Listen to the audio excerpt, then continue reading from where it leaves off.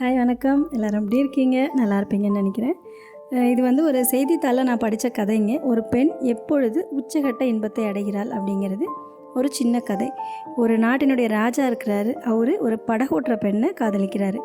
ஆனால் அது ஒருதலை காதல். ஒவ்வொரு நாளுமே காலையில் அந்த பெண்ணுக்கிட்ட போய் சொல்லலாமா வேணாமா அப்படின்னு யோசிச்சு ஒவ்வொரு நாளையும் அப்படியே கடத்திக்கிட்டே போகிறாரு. ஆனால் அது அந்த பெண்ணுக்கும் தெரியும். அந்த பெண் ராஜாவை பார்க்கும் பொழுதெல்லாம் பயத்தோடையே இருக்கிறா. ஏன்னா என்னைக்கா இருந்தாலும் ராஜா நம்மக்கிட்ட சொல்ல போகிறாரு, நம்ம நிச்சயமாக இதுக்கு சரின்னு சொல்லக்கூடாது, ஏதாவது ஒன்று சொல்லி மறுப்பு தெரிவிக்கணும். ஏன்னா அவர் ஒரு நாட்டினுடைய ராஜா, நம்மளோ ஒரு மீனவ குடும்பத்தை சார்ந்த பெண், எப்படி இந்த சமுதாயம் இதை ஒத்துக்கும் அப்படின்னு யோசிச்சுட்டு இருக்கா. ராஜா ஒரு நாள் காலையில் முடிவு பண்ணுறாரு, என்ன ஆனாலும் சரி அந்த பெண்ணுக்கிட்ட நம்ம போய் இன்றைக்கி இதை சொல்லியே ஆகணும் அப்படின்னு போகிறாரு. போய் அவருடைய ஆசையும் சொல்கிறாரு. சொன்ன உடனே அந்த பெண் சொல்கிறா, எனக்கு இதில் சம்மதம், ஆனால் நான் ஒரு கேள்வி கேட்பேன். அந்த கேள்விக்கு நீங்கள் சரியான பதிலை சொன்னீங்கன்னா உங்களை நான் திருமணம் செஞ்சுக்கிறேன். இது ஒரு நாள் 2 நாள் இல்லை, மாதக்கணக்கில் இல்லை வருஷ கணக்கில் ஆனாலும் சரி, அதனுடைய பதிலை நீங்கள் சொன்னால் மட்டும்தான் நான் உங்களை திருமணம் செஞ்சுக்குவேன் அப்படின்னு சொல்கிறான். உடனே ராஜா, நமக்கு தெரியாதது என்ன இருந்துட போகுது அப்படின்னு சொல்லி சரி கேளு அப்படிங்கிறார். அந்த பெண் சொல்கிறா, ஒரு பெண் எப்பொழுது உச்சகட்ட இன்பத்தை அடைகிறாள் அப்படின்னு ஒன்று ராஜாவுக்கு ஒரே குழப்பமாயிடுது. என்ன சொல்கிறதுன்னு தெரியாமல் கொஞ்சம் நேரம் யோசிக்கிறாரு. சரி, நான் போய் அரசவைக்கெல்லாம் போயிட்டு யோசிச்சுட்டு உனக்கு இந்த பதிலை சொல்கிறேன் அப்படின்னு சொல்லி போயிடுறாரு. போன உடனே கூட்டுங்கடா அரசவை அப்படின்னு சொல்லி எல்லா மந்திரிங்க எல்லாரையும் வர சொல்லி இந்த கேள்வியை கேட்குறாரு. ஒவ்வொருத்தரும் அவங்களுக்கு தெரிஞ்ச ஒவ்வொரு விதமான பதிலை சொல்கிறாங்க. ஆனால் யார் சொன்னதுமே ராஜாவுக்கு சரி அப்படின்னு படலை. ஏன்னா ஒவ்வொரு பதிலுமே வித்தியாசமாக இருக்குது. ராஜா யாரையுமே விட்டு வைக்கிறதா இல்லை. தன்னுடைய அம்மாவான ராஜமாதாவையும் கூப்பிட்டு உட்கார வச்சு கேட்குறாரு. அவங்களுக்கும் பதில் தெரியல. இப்படியே ஒரு சில நாட்கள் போகுது, மாதங்களும் போகுது. ராஜாவுக்கு ரொம்ப கவலையாயிடுது. ஏன்னா பதில் தெரிகிற வரைக்கும் அவளை பார்க்கக்கூடாது அப்படின்னு அவர் நினச்சிட்டு இருக்கிறாரு. ஒரு நாள் ரொம்ப சோகமாக தன்னுடைய குதிரையை எடுத்துகிட்டு ஒரு அடர்ந்த காட்டுக்குள்ளே போகிறாரு. ரொம்ப தூரம் போயிடுறாரு. அவருக்கு ரொம்ப தண்ணி தாகம் அடிக்குது. பக்கத்தில் ஒரு அருவி விழற சத்தம் கேட்குது. சரி, அங்கே போய் தண்ணி குடிக்கலாம் அப்படின்னு போகிறாரு. அங்கே போகும்பொழுது அங்கே ஒரு வயதான பாட்டி உட்காந்துருக்காங்க. அவங்க ராஜாவை பார்த்த உடனே, நீ தான் இந்த நாட்டினோட ராஜா அப்படின்னு கேட்குறாங்க. ஆமாம் பாட்டி அப்படிங்கும்பொழுது, நீ ராஜாங்கிறதெல்லாம் சரி, ஏன் உன் முகம் இப்படி தொங்கி போயிருக்கு? ராஜானா நல்லா கம்பீரமாக இருக்கணும்ல, உனக்கு என்ன பிரச்சனை அப்படின்னு கேட்குறாங்க. உடனே ராஜா யோசிக்கிறாரு, இவங்களோ வயதான பாட்டி, இவங்களுக்கு எங்கே பதில் தெரிய போகுது, கேட்கலாமா வேணாமா அப்படின்னு யோசிக்கிறாரு. பாட்டி சொல்கிறாங்க, எனக்கு நிறைய அனுபவம் இருக்குது, என்னால் முடிஞ்சால் சொல்கிறேன், நீ கேளு அப்படிங்கிறாங்க. உடனே ராஜா அவருடைய கதையெல்லாம் சொல்கிறாரு. நான் ஒரு மீனவ பெண்ணை காதலிக்கிறேன். அந்த பெண் இந்த மாதிரியான ஒரு கேள்வியை கேட்டு இதற்கான பதிலோடு வந்தால் தான் நான் உன்னை திருமணம் செஞ்சுக்குவேன் அப்படின்னு சொல்லிட்டா. என்னோடய அரசவையில் இருக்கவங்கெல்லாம் புத்திசாலிங்க அப்படின்னு நினச்சேன். யாராலையுமே இதுக்கு பதில் சொல்ல முடியல பாட்டி, அதுதான் எனக்கு ரொம்ப கவலையாக இருக்குது அப்படின்னு சொன்னாராம்.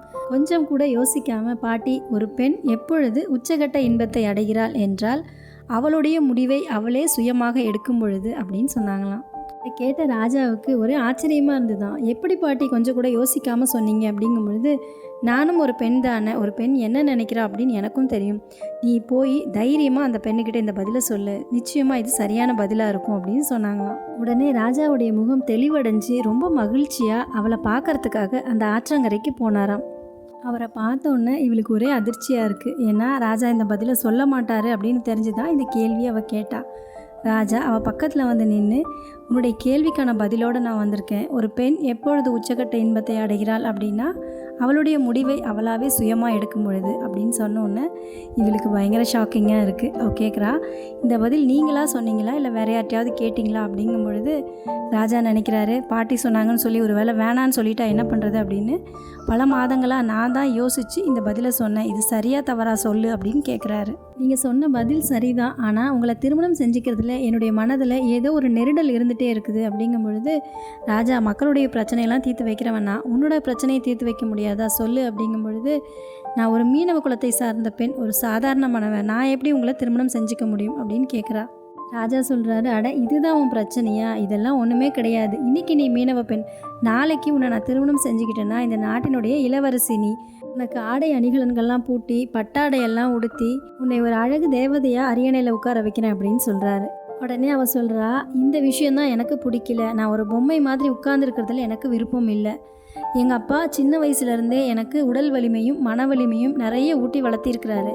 இந்த ஆற்றங்கரையிலேயே தான் நான் வளர்ந்தேன். நிறைய கொடிய மிருகங்கள் தண்ணீர் குடிக்க வரும்பொழுதெல்லாம் அதுங்கக்கிட்ட இருந்து என்னை எப்படி பாதுகாத்துக்கணும், ஆற்றில் திடீர்னு நீர் அதிகமாக வந்தால் அங்கேருந்து எப்படி நான் தப்பிச்சு போகிறது அப்படின்னு எல்லாம் எனக்கு கற்றுக் கொடுத்துருக்குறாரு. அதனால் ஒரு ராணியாக வந்து என்னால் சும்மா அரியணையில் உட்கார முடியாது அப்படின்னு சொல்கிறா. இதை கேட்ட ராஜா, சரி திருமணம் ஆன பிறகு நீ எப்படி இந்த படகை ஓட்ட முடியும், இதை எப்படி மக்கள் ஏற்றுக்குவாங்க அப்படிங்கும் பொழுது, நீங்கள் தானே என்னுடைய கேள்விக்கான பதில் சொன்னீங்க, ஒரு பெண் அவளுடைய முடிவு அவளாக எடுக்கும் பொழுது ரொம்ப சந்தோஷமாக இருப்பா அப்படின்னு சொன்னீங்கல்ல, அப்போது என்னுடைய முடிவை நான் எடுக்கணும்.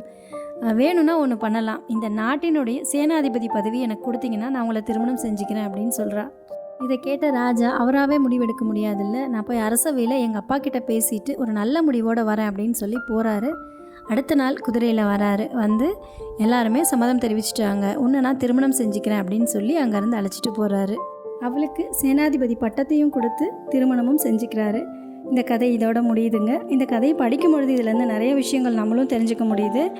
அவள் ஒரு நாட்டினுடைய இளவரசி, அவள் கைத்தட்டினாவே எல்லாமே அவளுக்கு வந்து சேரும். ஆனால் அவள் அதை விரும்பலை. இந்த மாதிரி தான் நம்மளும், நமக்கு எல்லாமே கிடைக்கிது, நம்ம கம்ஃபர்ட் ஜோன்லேயே இருக்கோம், எதுக்காக மற்றதெல்லாம் ட்ரை பண்ணணும் அப்படின்னு நினச்சோம்னா அதே நிலையில் நம்ம அப்படியே நிற்க வேண்டியது தான். நம்ம அப்படியே இருந்தோன்னா இந்த தகப்பனுடைய மகள் இவள், இந்த கணவருடைய மனைவி, இந்த குழந்தைகளின் தாய் அப்படின்னு தான் இருக்குமே தவிர நமக்குன்னு ஒரு தனித்தன்மை நிச்சயமாக இருக்காது. நம்ம கற்ற கல்வி யாருக்காவது பயன் பெறணும், அந்த மாதிரி ஒரு முதல் அடியை நம்மளும் எடுத்து வைக்கலாம். நம்ம எப்போவுமே தேங்கிய குட்டை மாதிரி இல்லாமல் ஓடுற ஆறாக இருக்கிறதுக்கு முயற்சி செய்யலாம். ஸோ அவ்வளோதான் இந்த வீடியோ. இந்த வீடியோ பிடிச்சிருந்தா வீடியோக்கு ஒரு லைக் கொடுங்க, கமெண்ட் பண்ணுங்கள், மறக்காமல் நம்ம சேனலை சப்ஸ்கிரைப் பண்ணுங்கள். தேங்க்யூ ஃபார் வாட்சிங். பாய்.